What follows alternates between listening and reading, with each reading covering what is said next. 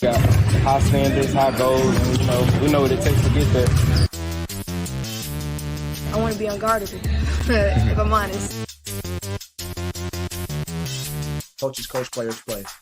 And that's a great place to be in your life, where you can care less what other people think.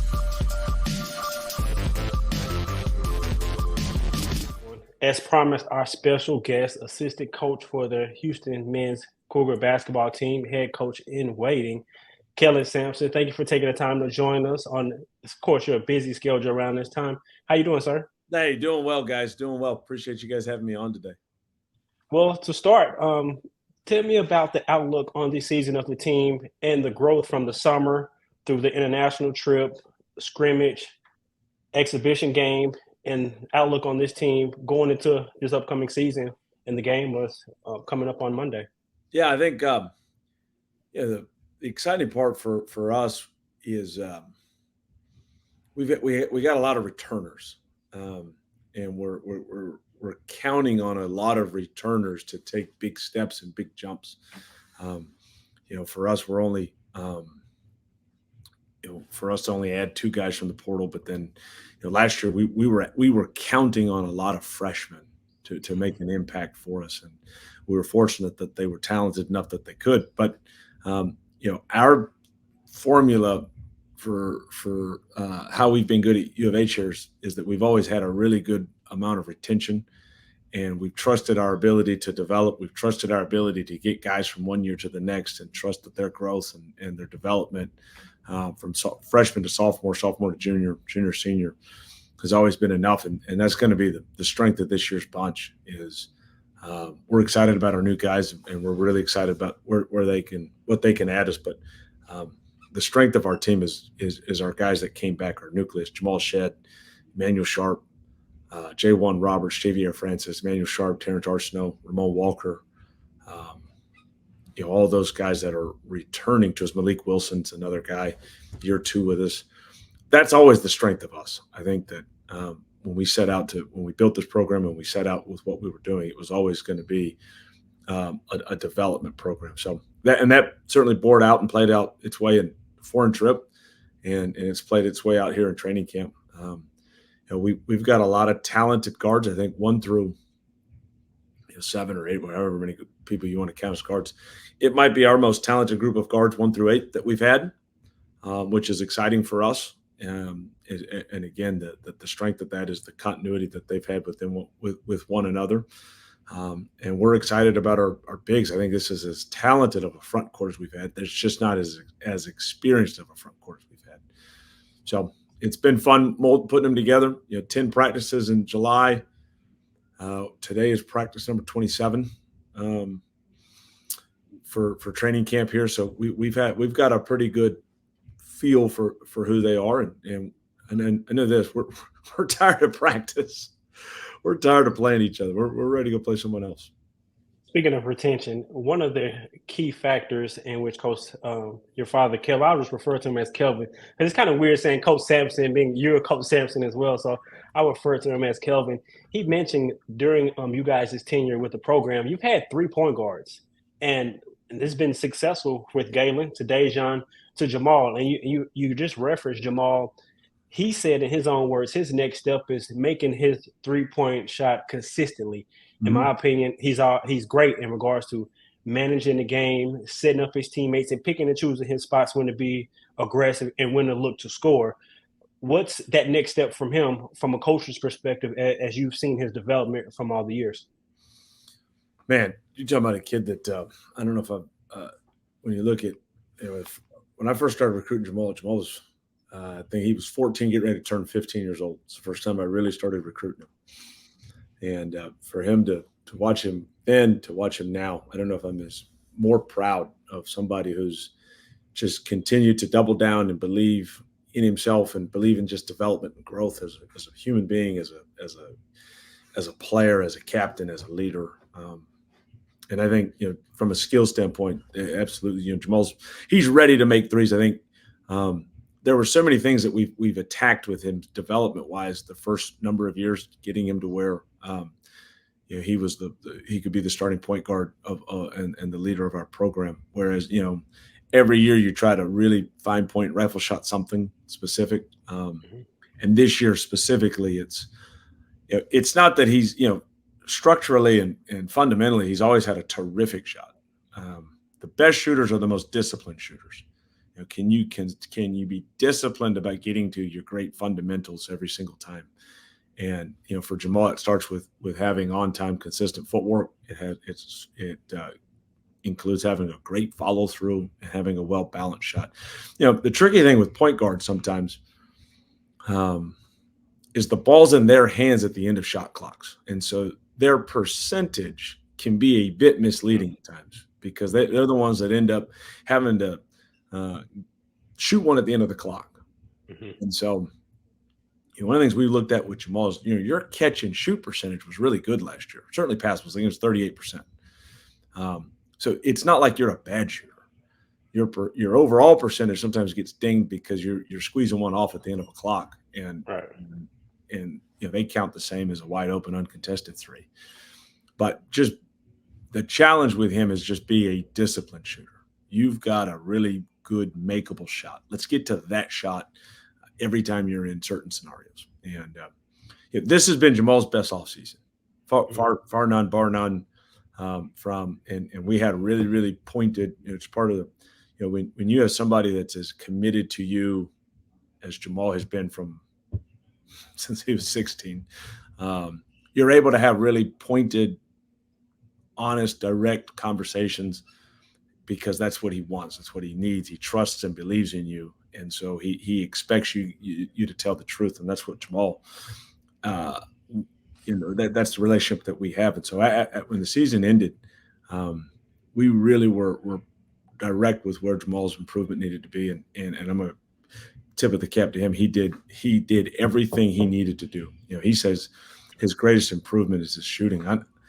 Look, his greatest improvement is his conditioning. Jamal's unbelievably put together. Jamal has so many strengths. Running isn't always one of his greatest strengths. It's not a passion or joy of his, but to his point, he was committed to getting into the best shape that he can possibly be in. And he's in a lot better shape today than he was at any point last year. I know you work a lot with the fours because I see your pictures throwing up the fours. So I got to start with J1. He's going back to the four this season. What do you expect from him back? Well, what is he going to bring you guys at that four spot, and how has his game continued to develop year by year by year? Yeah, just another guy that I saw J1. He was 15 or 16. He had just finished his sophomore year of high school the first time I saw him. To see his maturation and growth and his ownership of the bigs, one of the things when we signed J1 and he was a freshman, he came to us. He was 17 years old. And he kind of carried himself a little bit as a little brother, and he was always kind of needing help, and he was always kind of the one that people were always trying to instruct or talk, And one of the big things with Wani this past year was, look, Fabian's not here anymore. Justin Gorham's not here anymore. Josh Carlton, Reggie Chaney, God rest his soul, is not here anymore. Jared's these guys aren't here. We've got this brand new crop of young front court players, and they all look to you. You've got a resume. You've got an unbelievable body of work at this point. You've got to be a leader of them. You can't go from little brother where everybody was helping you, and then you progressed to where you could clean your own house and you could mow your own lawn. Look, now you've got to have the lawn care service for the neighborhood. You've got to be willing to go mow other people's lawns and show them how to manicure, show them how to weed eat, show them how to paint the beautiful lines and things. You've got to teach and instruct and lead these younger front court players on how to be a Houston Cougar. And again, that started with J1 had to get in better shape. You can't lead and instruct and be at the back of the conditioning lines. It doesn't work that way. And so I think it starts there for us. It starts there with Wan is he has awesome leadership intangibles and qualities about him. It's embrace them.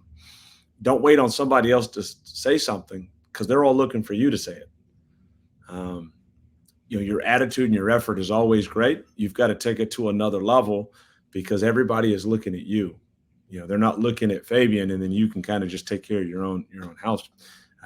Everybody is looking at J1. He's the returning all-conference player. He's the returning starter. He's got to set the tone every day for us. J1 is not a great – he historically has not come out of halftimes like a ball of fire. That's got to change.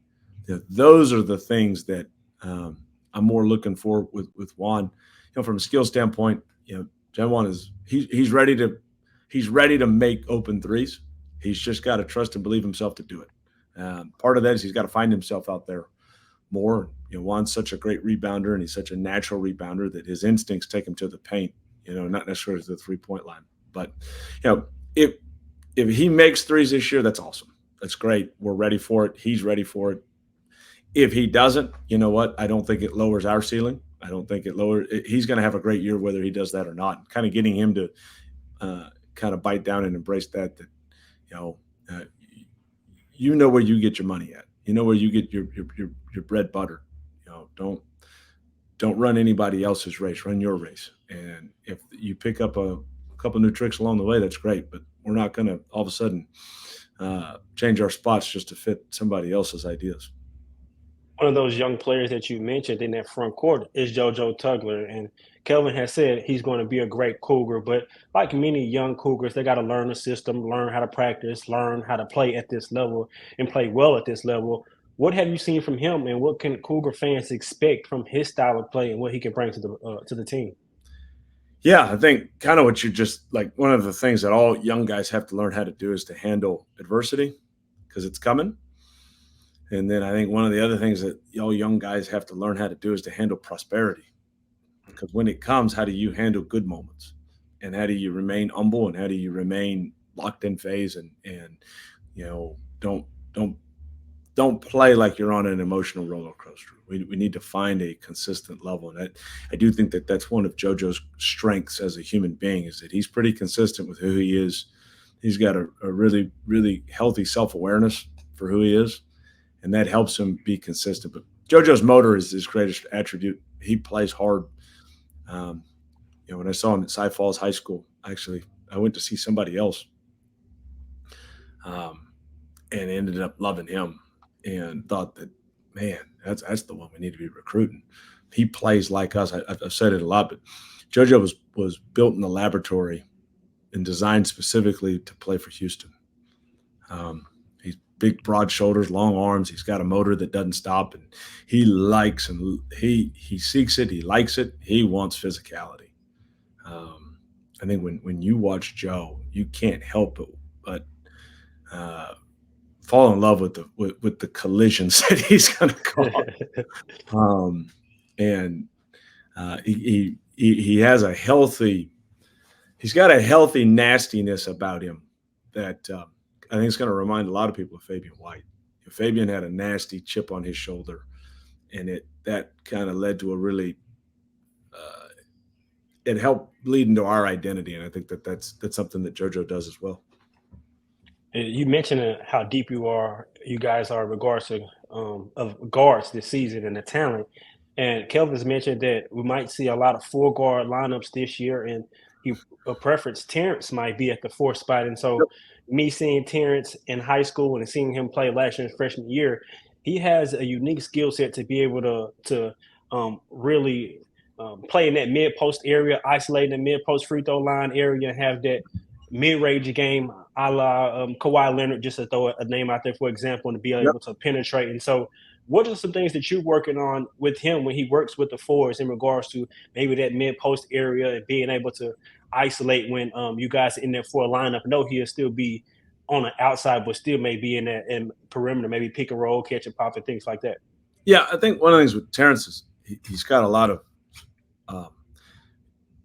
he's a walking matchup problem because he is so he's dang near 6'7". He's 6'6" and a little bit. He's got super long arms, and he's got he can shoot. And so one of the things with Terrance is figuring out what's the best way to make him the most difficult matchup we possibly can. And whereas and I think our roster and I think the pieces that we have allow us to move him up and down the board a little bit and be able to take advantage of some things. But also the work that Terrance has put in and he continues to put in is making him more versatile as he goes. We're working hard on his ball handling. We're working hard on his ability to generate help and find other guys. But look, Terrance is a really, really gifted player. At the 15-foot mark, I think that's a great area for him to post, get to the mid post, because he can catch and shoot you. He can one dribble, get somewhere, and then his length and his athleticism at the rim as well. But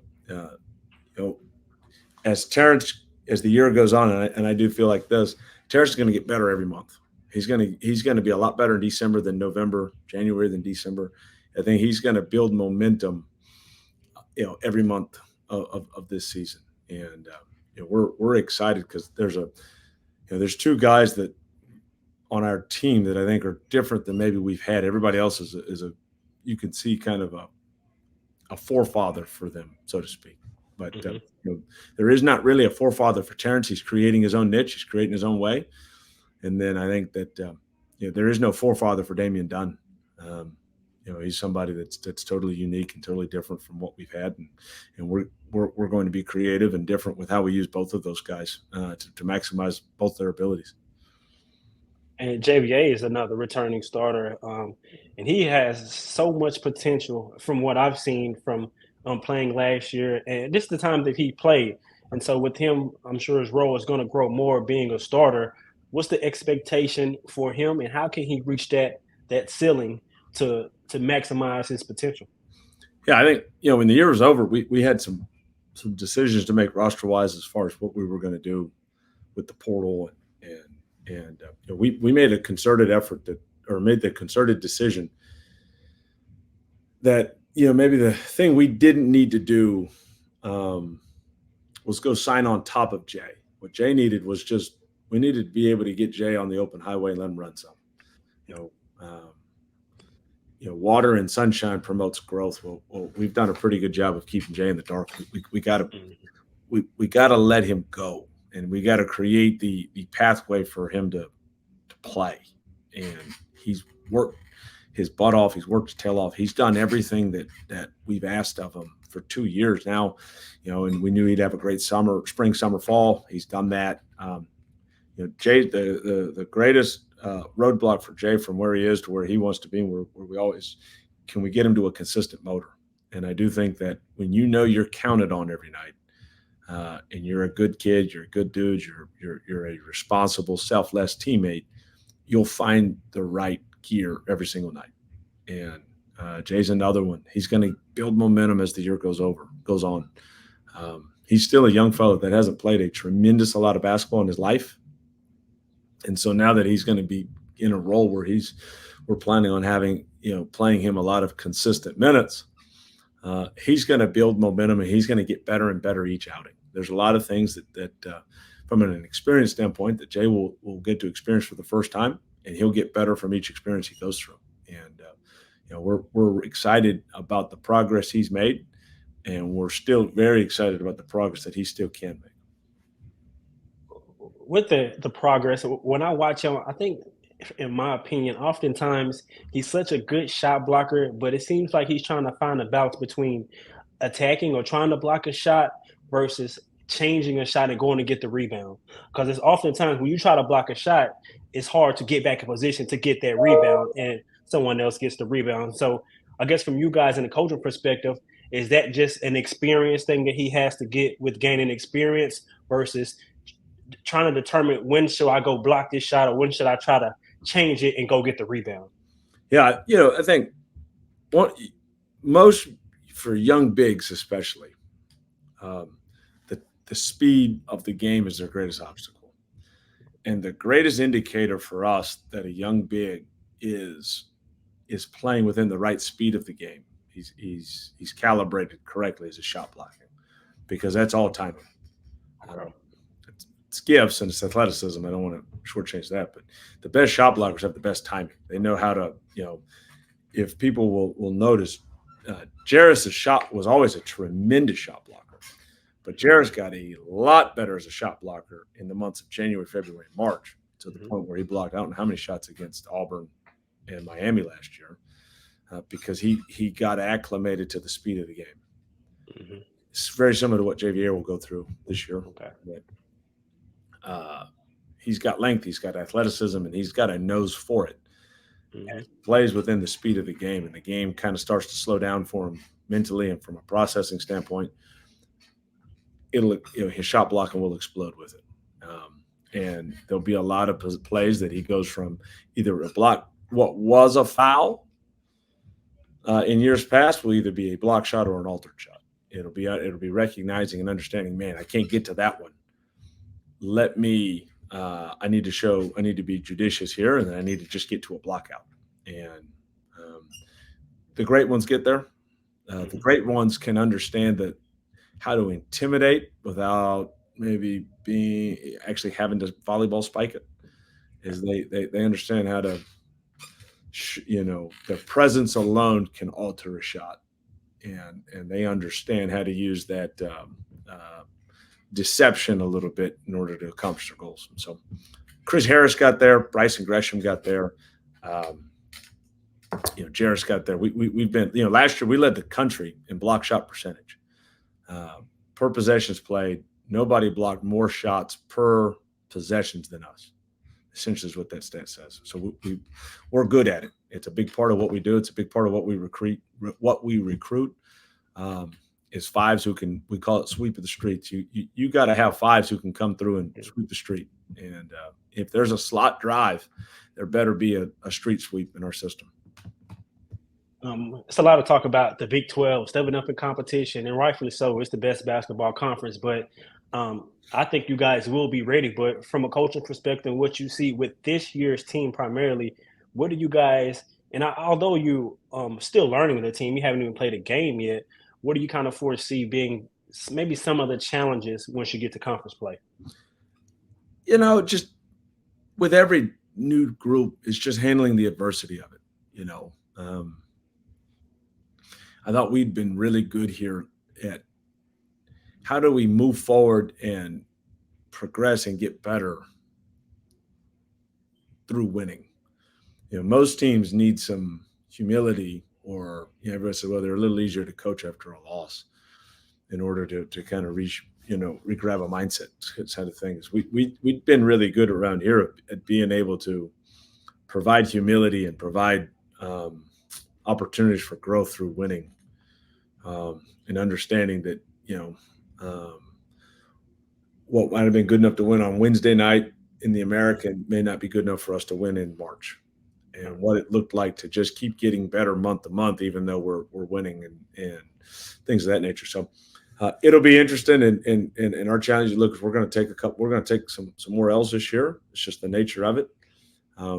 Is how do we flush a loss and get ready for the next fight?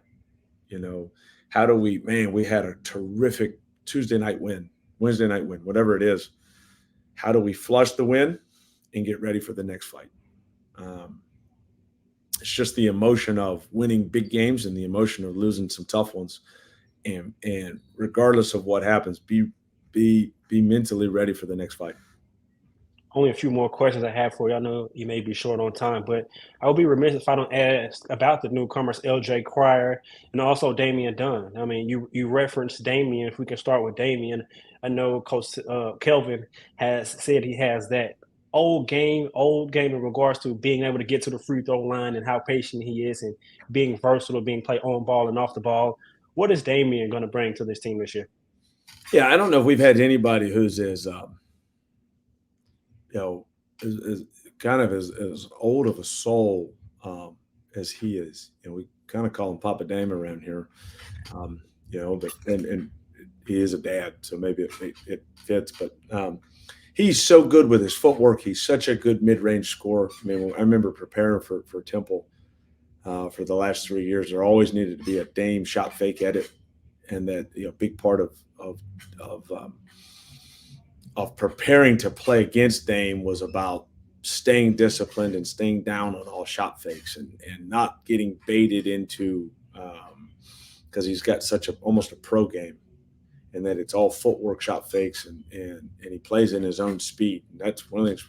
That's one of the reasons we loved him, is he was so hard to play against. We went 17-1 last year in league play.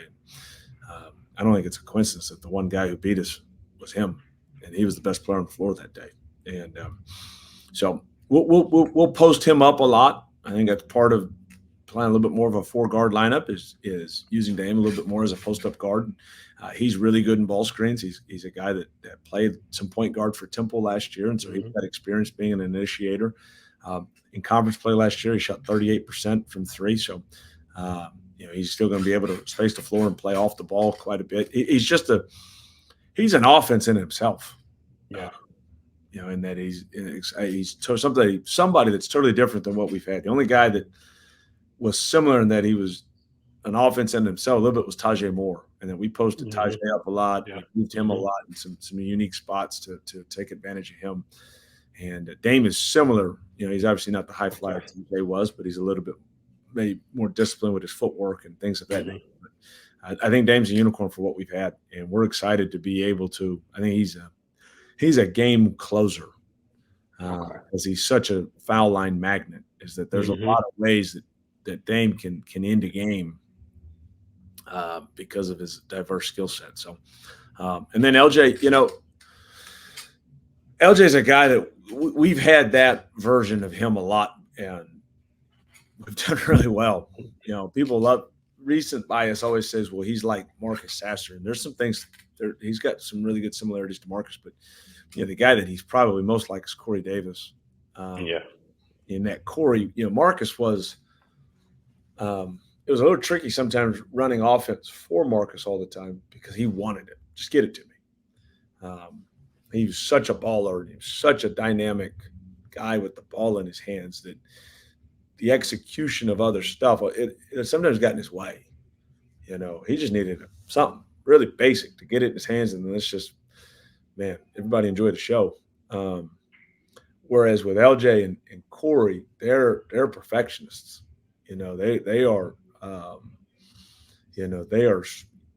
They've mastered how to be 5'10" and a half and be really good college players. Both of those guys, they've got a great appreciation for the details. Both of those guys are killers, and that they're cold-blooded killers when it comes time to end you. Both of them have a feel for the moment. Both, talking about Corey and LJ, both of them have knew how to rise to the occasion, rise to the challenge. That's what we're excited about. LJ is he's a proven Big 12 scorer, but he's a proven Big 12 competitor.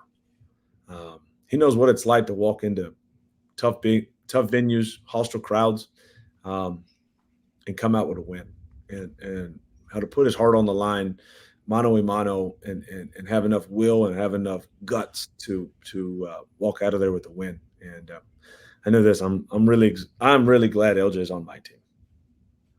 Last couple questions for you. But first, we can send my condolences to the loss of your aunt a while back. But my question goes back to that. And what did you learn from your father during that time? Because I'm sure as a son, you idolize your father and watch him from coaching to real life. And so I heard his time. I watched his interview with Go Cougs, and he spoke about that time and how he processed it and how he went on to coach. And I'm wondering, as not only as a coach but as his son, what did you learn from your father during that time? Learn. I don't know if I learned that he's he's the best leader I've ever been around. And I don't know if I learned that through that. Maybe it just reinforced that how somebody can be so selfless about their own pain and their grief and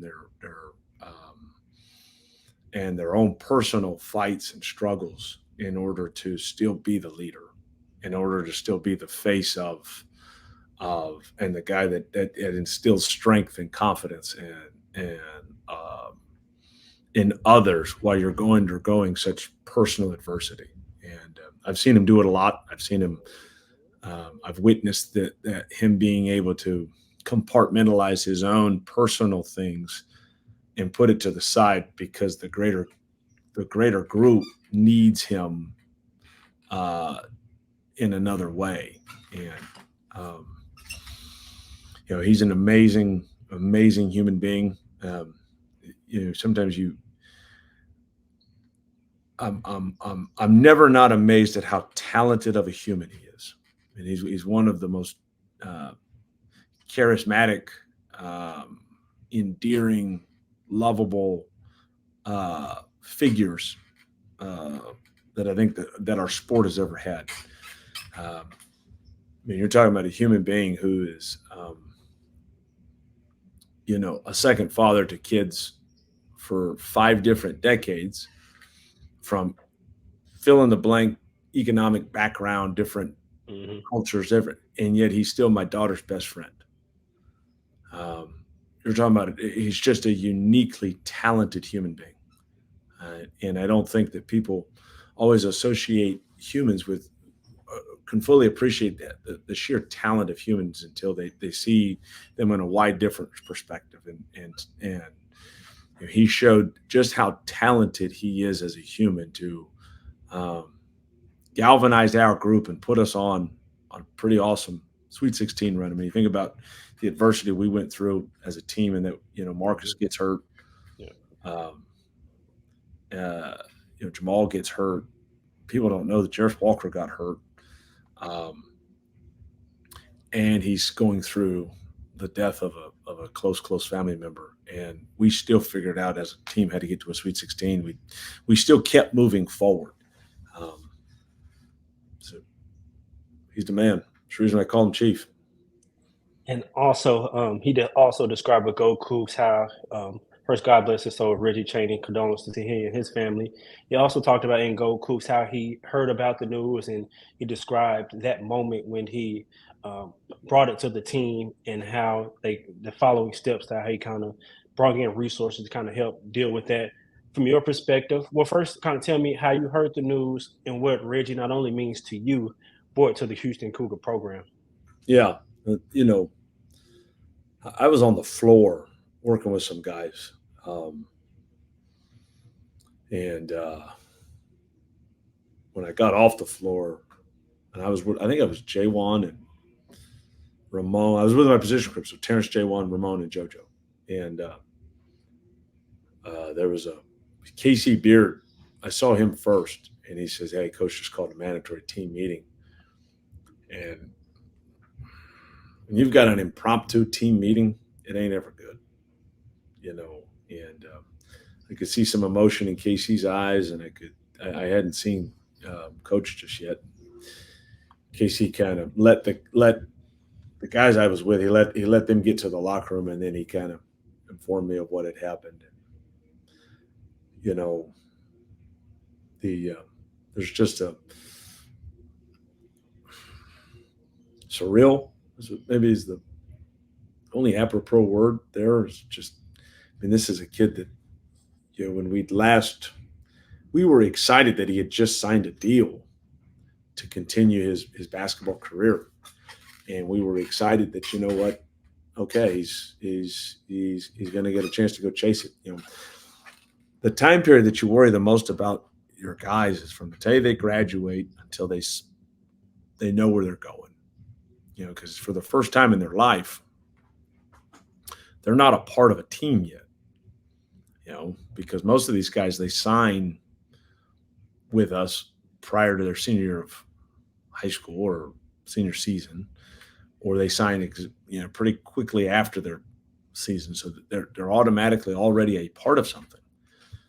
Whereas your seniors are those that are departing. They're done. For us, we were done the last week of March. And it was until middle of August before Reggie knew what he was doing. So he was kind of in a, he's part of us. He's one of us forever. But, he wants to know, all those guys want to know where they're going. They want to know what the plan is. Even like Marcus and Jarris, it was to the middle of June before they knew where they were going with the draft. It's a tricky time. But we were excited that Reggie finally had a plan. Okay. Who you belong to now. Where you're headed. And, just a gut punch of epic proportions, man. And it was kind of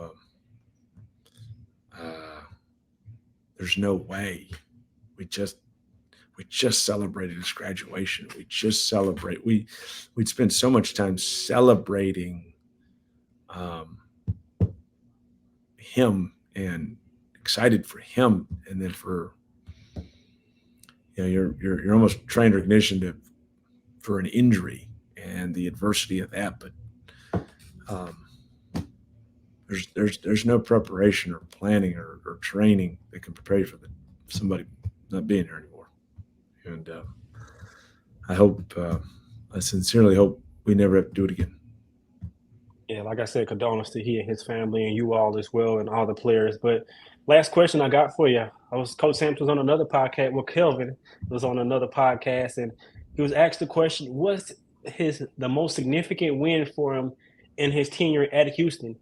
And I want to hear your answer to it. He gave a good and detailed answer in which maybe you heard, maybe you not have heard. I want to hear your answer. Huh.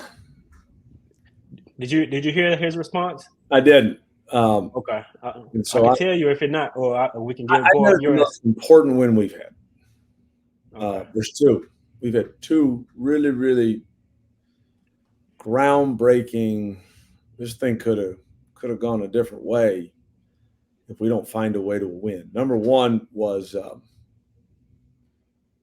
we played Liberty in the Virgin Island Classic, and we thought we'd had a pretty good team that year. That was 2017, 2018.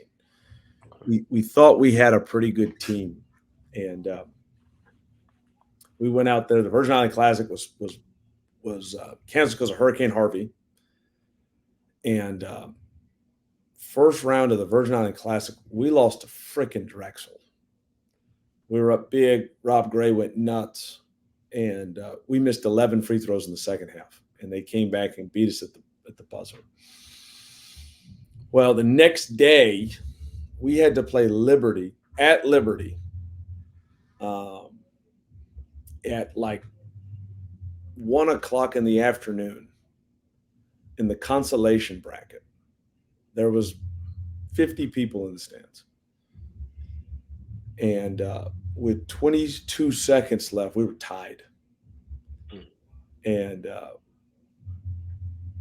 you can't lose to Drexel and Liberty and then think you're going to make the tournament. I mean, they're season killers. Mm-hmm. And Rob, we ran an action for Rob. He airballed it. It bounced right to Corey Davis, who put it in. It was Corey's only 2 points of the day. Wow. And he put it in with like a fraction of a second left. And it was a horrible offensive performance for us. We just weren't playing well. We were just clunky. And found a way to win. The next day we beat Wake Forest. We got home. We made some key personnel decisions. And the thing we decided to do was we were going to start our three guards. We were going to start our three midgets. It's Rob, Corey, and Galen. We were going to sell out that we were going to start those three. And believe it or not, Wes Van Beck had a pretty good start to the year. But we made the decision that for us to reach our full potential, we had to get Armani Brooks going. And we made the decision that we needed to force feed Armani minutes. And fast forward 4 months, we're this close to going to the Sweet 16 if Jordan Poole doesn't end our dreams. So to me, that was our most important moment. What did he say? And he actually said the same year, but he said San Diego State in the tournament because of what it did, not only for the program. He mentioned how the talks of are Houston finally going to make it to the tournament. And then once you guys got that win on how the conversation shifted now Now it's how far we're going to go. When are we going to win a championship? Right. So he really talked about how significant that win against San Diego State was. And you're in the same year, and without that win, you just referenced, you don't get to that point to San Diego State. And so you guys are right there line in line. You know, the other one that was really important was the next years we played Kentucky in the Sweet 16. Mm-hmm. And game we should have won. Yes. But I thought that we got down 13 that year to them, and I thought a big reason why is we couldn't believe we were playing Kentucky. There was this vibe or this air amongst our guys or our program at the time that we were really happy to be a Sweet 16 team. And I remember Armani ended up going nuts in the second half there. And we went up 3 with a minute to go. And we had a particular coverage, a low post coverage that we had a poor communication on. And we ended up giving an and one to PJ Washington. Anyway, long story short, we lost. We were walking off the floor, and me and Chief kind of looked at each other. And I remember, if that's Kentucky, if that is Kentucky, we're not far from Monday night, you know. And it was that experience that we're not taking a back seat to anybody. We're not going to play any more games where we don't expect to win. You know, we're not going to play any more games where we're going to be in awe of the moment. You know, we're here. We're one of the, we're not just a team that can get to the Sweet 16. We're gonna carry ourselves. We're gonna have the conviction and the belief and the swagger that we are a top 5 program in America. And 2 years later, we punched our ticket to the Final Four. But it was that experience of, you know, don't you dare for a second take a back seat to anybody. And I thought that in that particular moment, there was a little bit of we weren't quite prepared to play the cream of the crop just yet, the first half. And then when that second half got started, we cleared our throat and kind of announced to the world that, hey, we may come up short now, but you're going to have to deal with us for a long time. Well, Coach Kellen, thank you for taking the time out to interview with us. Really, really appreciate it. It's always go Cougs, and looking forward to following you all throughout the rest of the season. And good luck on this season. Thanks, brother. Look forward to seeing everybody soon.